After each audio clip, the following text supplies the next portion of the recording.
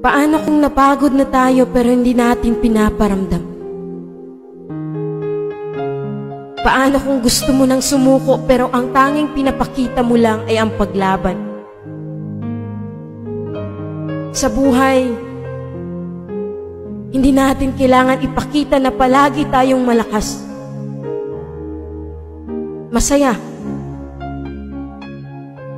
Minsan, kailangan din natin ipahinga. Ilabas ang bawat pagod at salita. Maraming hindi nakakaintindi.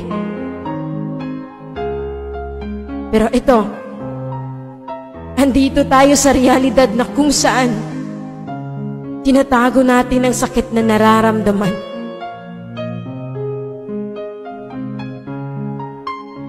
Kailan ba dapat tayo magpahinga?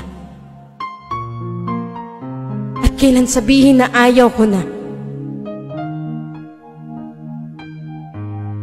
Kasi maraming pagkakataon na ang sarap bumalik sa umpisa.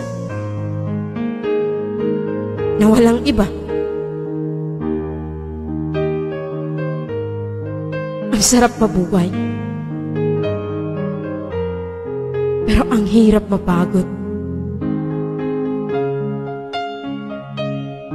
Sa mundong ito, hindi natin kailangan ipakita na masaya pa tayo.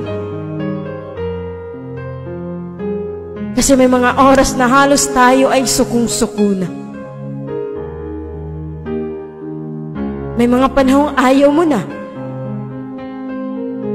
pero pilit mong iniiwasan.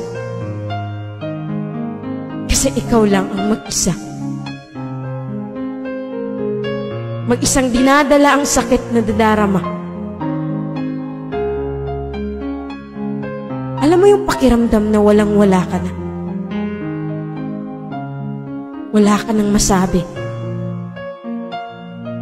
Dahil pagod ka na sa paulit-ulit na sakit. Yung parang ayaw mo na. Napapagod tayo hindi dahil mahina.